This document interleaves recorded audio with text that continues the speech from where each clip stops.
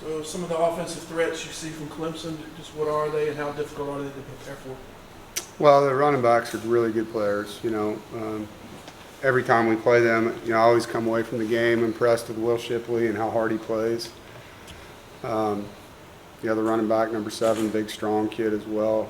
So it starts with stopping the run. Our quarterback's an athlete, and they've run him some. I don't know if they'll run him more against us or not, but he is an athlete you have to worry about.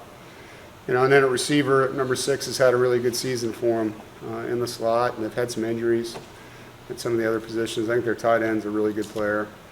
Got hurt us last year in our game, but they always have talented players. They always do. And the best thing you can do is get them in 3rd and longs and get them in those situations. They're an up-tempo offense, and so when you give up-tempo offenses first downs, and that's when it gets really hard.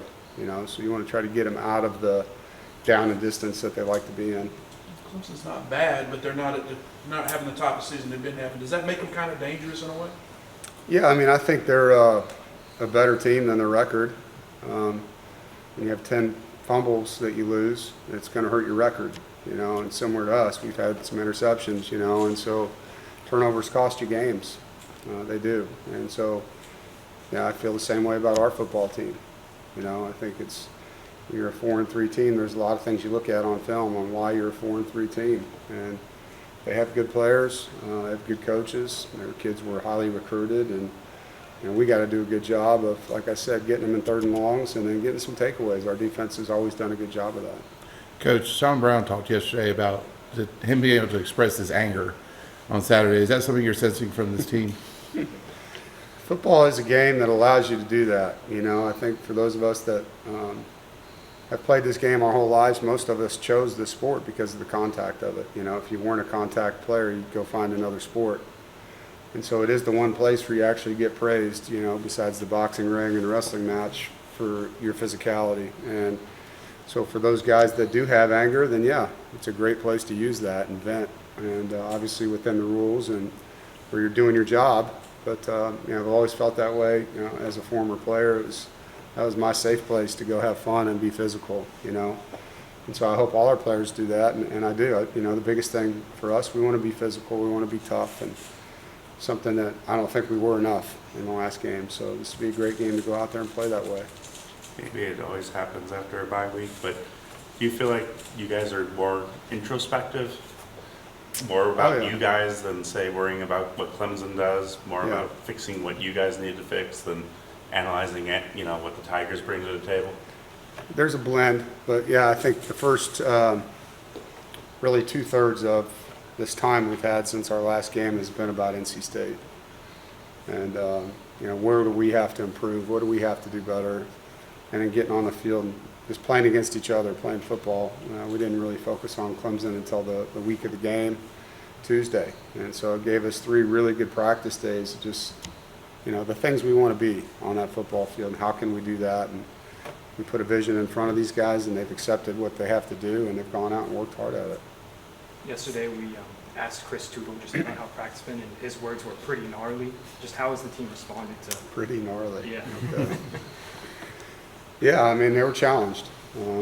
Peyton challenged the team after the game. I did in our meeting on Sunday, showed them what elite toughness looks like and what it doesn't. Win or lose, I want to see elite toughness, and that's the thing that this team has always been under me, has been physical and tough, and like I said before, that was my biggest takeaway from the game, and why I felt so bad coming off that field. I did not feel like that was the DNA that we have in our program. Win or lose, we need to go out there and fight and be physical and play fast. And sometimes I think guys just try to be perfect, and playing football that way is cautious, and that's not the type of football team I want to coach. And so yeah, gnarly, I guess, if that's what that looks like, fast and physical, then that's what it's been. That's what we're trying to get, and can we play that way in the stadium Saturday? That's the big challenge right now. You mentioned Jake at tight end for Clemson. Is that Robert Kennedy's kind of duties, or how does that kind of work in this scheme? It depends on where they put him. If they put him out at number 1, he could be on a corner. If he's in the box, he could be on a safety or a nickel. Robert's not going to shadow him outside of the defensive rules that we have. So there's going to be a lot of people that have to defend him. He's a really good football player for him, and they've I would too if I was a quarterback. I'd throw the ball to him. He's 6'6". He's a big dude. It seems like this year tight ends have found success against your defense. Is there anything that's, been a trend, or is it kind of just, happened to No. come that way? I think early in the year we were having some eye discipline issues in the Notre Dame game, and so that's where they were in 3 tight end sets a lot, and so that's where you saw that. And as the season's gone on, I don't really feel that has been what it is, And it definitely wasn't, except for the one goal line pass, I guess you would say, in the Duke game. But most of what we've been seeing lately has been outside, to be honest. Our corners have been getting the ball thrown out there on them. It didn't get talked about enough, but what went into the process of having Braden kick a 57-yarder, and how confident were you that he was going to make it, and then he made it with ease? He made a 60-yarder in pregame. Okay. Made it both ways in pregame. And so he said, I got this from 60. All right, well, I'll give you a 3-yard cushion, man, At that time, we needed to score points. We just gotten a turnover, and I felt like the kid did a good job, and that was only 10 minutes prior, So that was the first drive of the game. Would you say 5-game season for these guys? Just kind of, what's the message? You got a mix of veterans, but also some young guys that maybe, obviously haven't been through this, but as we've seen, anything can happen in college football right now. What's the message to these guys? Well, I think we have to be in the moment. A lot of times, particularly publicly, everyone focuses on where you are, and the things that have happened. And, to me, it's not about that. It's not about our record anymore. It's about our finish. It's about the 5 games we have left and honoring the guys that are in their last season and playing as hard as we can for them and the legacy that group gets to leave behind. There's a lot of football left in the season. I mean, there's so many things that can happen. And so just taking it one at a time and, focusing on right now. Right now, the most important thing is a win against Clemson, and that's where everything's at. Leading up to the Duke game, you said the receivers were catching the ball at a high level Yeah. in practice. Has that level of execution continued in practice? Yeah, we had a great week. We had a great week. It wasn't a one-day thing. I mean, it was day after day after day. And so, yeah, I'm excited about the way they've come out. And like I said to them, normally you're going to play like you practice, and that didn't happen a week ago. But we practiced well 3 days in a row on that side of the football. And so the carryover now is about just cutting it loose and going out there and playing fast. It feels like y'all haven't put together performances where it seems like every phase really Agreed. fully did its job. Yeah. Do you feel like this could be the week? Yeah, I agree. I said that before the last game. I felt like that's where we were at. We were coming off a game where we scored 48 points, and the defense gave up 41, so the defense was all mad. They were disappointed and practiced really hard, and I said, all right, now we got a pissed off defense and offense that gained some confidence, and the special teams has played well. It's time for the 3 phases to go do it. And I thought that would happen in the Duke game, and obviously I was very wrong. But yeah, to answer your question, that's where we need to take the next step. We need a 3-phase football game. And everyone just needs to go out there and play that complementary football we preach here and do it all in the same game. You moved some offensive linemen around this week. How have you kind of seen that in practice and kind of that? It's been good. I mean, it's not the first time this year, unfortunately, with Dylan's injury. We had to shuffle the deck 3 different times, I think. So, yeah, I mean, we've seen Jacarius Peak at tackle. You saw him in the Louisville game there. You've seen Tim McKay at guard. You've seen Coop at center. You've seen Coop at guard. We've had Derek Eason at left guard and right guard, Anthony Carter at left guard and right guard. So this isn't new. It's new on the depth chart, so everyone's making it like the first time ever we've done this. It's not. But we're going to keep rewarding performance, and that's what this sport is. Like, if you grade out well and you don't have penalties, then you're going to play more than the guy that's not. And if you don't, then you get an opportunity to earn it back, and that's kind of where we're at.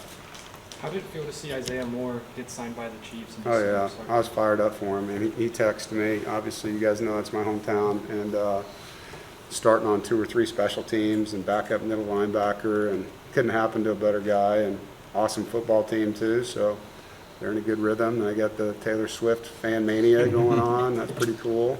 So, Are you a Swiftie? am I? No, I'm not.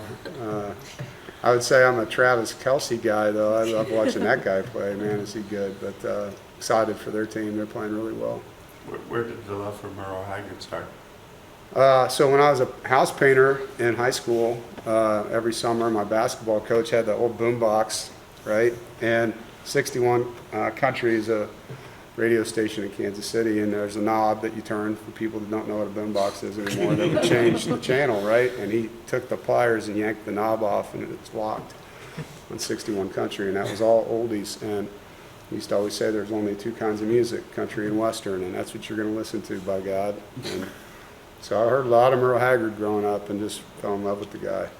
I think we focused a lot on the record this season, but, I think with Moore's signing and with Drake Thomas and so many guys who are going to the league, what do you think it says about the program as a whole? Yeah.